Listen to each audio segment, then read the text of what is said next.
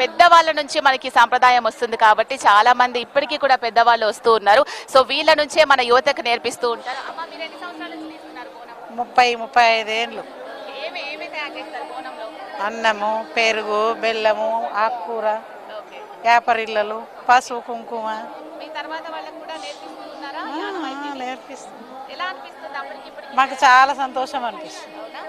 అమ్మవారికి ఉన్న ప్రాశస్త్యత గురించి చెప్పండి ఒకసారి. ఇన్ని సంవత్సరాల నుంచి అమ్మ ఏది మొక్కుతుంది. అవునా? Okay, okay. సో చూస్తున్నాం కదా, ఇక్కడ ఉజ్జయిని, సికింద్రాబాద్ ఉజ్జయిని మహంకాళి అమ్మవారిని ఏది భక్తితో కోరినా కూడా తప్పకుండా ఇస్తుంది. కొన్ని సంవత్సరాల నుంచి, కొంతమంది అయితే 30 సంవత్సరాల నుంచి కూడా ఇదే అమ్మవారి దర్శనానికి వస్తున్న వాళ్ళని మనం చూస్తూ ఉన్నాం. సో అమ్మ మీరు ఎక్కడి నుంచి వస్తున్నారు? మేము గజ్వేల్కి వెళ్ళి వచ్చిన మా అమ్మ వాళ్ళ దగ్గర ప్రతి సంవత్సరం వచ్చి బోనం చేస్తాం. గజ్వేల్ ఉంటారా? ఇక్కడికి వచ్చి బోనం తీస్తూ ఉంటారా? మీరమ్మా? మేము యాదాద్రి బోనంలో ఏం చేశారు? పరమాన్నం. ఎన్ని సంవత్సరాల నుంచి తీస్తున్నారు బోనం? 30 years నుంచి మమ్మీ వాళ్ళు ఇక్కడే తీస్తాం. ఓకే. అమ్మవారిని దర్శనం చేసుకుంటారు కదా, ఎలా అనిపిస్తుంది? చాలా మంచి అనిపిస్తుంది. ఏర్పాట్లు ఎలా ఉన్నాయి? బాగున్నాయి. సో వీళ్ళందరూ కూడా ఒక్కొక్కళ్ళు ఒక్కొక్కలాగా అనమాట. ఒకళ్ళు ఒక్క బోనం మాత్రమే తీసుకొస్తారు, ఇంకొంతమంది ఆ బోనం మీద శాఖ పెడుతూ ఉంటారు, ఇంకొంతమంది 2-3 అంతరాలు కూడా ఆ బోనం నెత్తి మీద పెట్టుకొని చాలా దూరం నుంచి నడుచుకుంటూ వస్తూ ఉంటారనమాట. సో ఇక్కడ చూడొచ్చు, ఒక బోనాన్ని ఏ విధంగా అయినా రెడీ చేయొచ్చు అనేలాగా, అంటే వాళ్ళ ఇష్టారీతిన అమ్మవారికి ఇంకా ప్రసన్నం చేసుకునేలాగా, నా బోనం బాగుండాలంటే నా బోనం బాగుండాలి అదే విధంగా బోనాలు రెడీ చేస్తూ ఉంటారనమాట. శివసత్తులు కావచ్చు, అలాగే జోగినీలు కావచ్చు, సాధారణ మహిళలు కావచ్చు, అందరూ కూడా ప్రత్యేకమైన భక్తి శ్రద్ధలతో వాళ్ళ స్థాయిని తగ్గట్టుగా 2-3 అంతరాలు కూడా బోనం నెత్తి మీద పెట్టుకొని నృత్యాలు చేసుకుంటూ, డప్పులు వాయించుకుంటూ అమ్మవారికి బోనం సమర్పిస్తూ ఉంటారనమాట. సో ఇప్పటి వరకు కొంతమంది విఐపీలు దర్శించుకోవడం జరిగింది. తొలి బోనాన్ని పొన్నం ప్రభాకర్ గారు మంత్రి సమర్పించడం జరిగింది కుటుంబ సమేతంగా. మరికొద్ది సేపట్లో, అంటే 9 నుంచి 11 గంటల మధ్యలో సీఎం రేవంత్ రెడ్డి అమ్మవారిని దర్శించుకొని వెళ్లే అవకాశం ఉన్నట్లుగా తెలుస్తోంది. సో ఇక్కడ భారీ బందోబస్తు ఏర్పాటు చేశారు.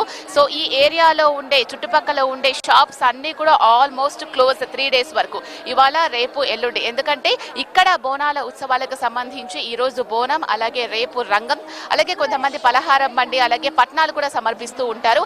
అంటే ఇల్లు కావాలి అనుకునే వాళ్ళు పట్నాలు సమర్పిస్తూ ఉంటారు. అమ్మవారికి పలహార బండి, దాంట్లో నైవేద్యాలు, పలహారము, పండ్లు అన్ని సమర్పిస్తూ ఉంటారనమాట. ఈ విధంగా అమ్మవారిని ప్రసన్నం చేసుకోవాలి అని ఆశపడుతూ ఉంటారు. అమ్మవారిని లోపల ఏ విధంగా తయారు చేస్తారో అనేది బయట మనకు పూల ద్వారా తెలియజేస్తూ ఉన్నారు. ఎంత అందంగా ఉన్నదంటే అమ్మవారిని చూడడానికి 2 కళ్ళు సరిపోవనే చెప్పుకోవచ్చు అనమాట.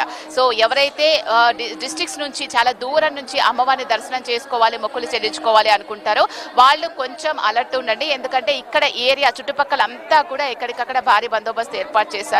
చెకింగ్స్ ఎక్కువగా నడుస్తూ ఉన్నాయి. అండ్ వెహికల్స్ అయితే ఆల్మోస్ట్ 2 to 3 kilometers దూరంలోనే మనం వదిలేసి నడుచుకుంటూ రావాల్సి ఉంటుంది. ఎవరైతే చిన్నపిల్లలు, పెద్దవాళ్ళు ఉన్నారో వాళ్ళు కొంచెం జాగ్రత్తగా సమయం తీసుకొని నడుచుకుంటూ రావాల్సి ఉంటుంది. ప్రతి దగ్గర కూడా క్యూ లైన్స్ ఏర్పాటు చేశారు. బోనాలకు సపరేట్ క్యూ లైన్ ఉంది, అలాగే సాధారణ భక్తులకు కూడా సపరేట్ క్యూ లైన్స్ ఏర్పాటు చేయడం జరిగింది. కాబట్టి సో మీరు కొంచెం అది దృష్టిలో పెట్టుకుని మీరు ఆ క్యూ లైన్లోకి వస్తే బెటర్గా ఉంటుంది. దర్శనం మాత్రం త్వరగానే అయిపోయేలాగా ఏర్పాట్లు చేస్తూ ఉన్నారు. అండ్ ఇంకొకటి ఏంటంటే, చాలా దూరం నుంచి వీళ్ళు బోనం సమర్పించడానికి వస్తూ ఉంటారు కాబట్టి క్యూ లైన్స్లో టైం పడుతుంది అందరూ దర్శనం చేసుకోవడానికి. కాబట్టి వీళ్ళ దగ్గరికే వచ్చి జిహెచ్ఎంసీ సిబ్బంది వాటర్ ప్రొవైడ్ చేస్తూ ఉన్నారు. సో ఎవరైనా ఒకవేళ ఇన్ఫాంట్ అయిపోతే పడిపోయే అవకాశాలు ఉంటాయి కాబట్టి వాళ్ళను కూడా పక్కకు తీసుకొచ్చేలాగా ఎక్కడికక్కడ బారికేడ్స్ కూడా ఏర్పాటు చేయడం జరిగింది. చాలా క్రౌడ్ ఉంది, దాదాపుగా కొన్ని లక్షల మంది ఈ 3 రోజులలో అమ్మవారిని దర్శనం చేసుకునే అవకాశం ఉంది చెప్తున్నారు. కాబట్టి సో ప్రత్యేకంగా మీరు కూడా వాళ్ళకి సపోర్ట్ చేయాలి అని చెప్పేసి ఇక్కడ ఉన్న పోలీస్ సిబ్బంది కూడా చెప్తూ ఉన్న దృశ్యాలు మనకు కనిపిస్తూ ఉన్నాయి.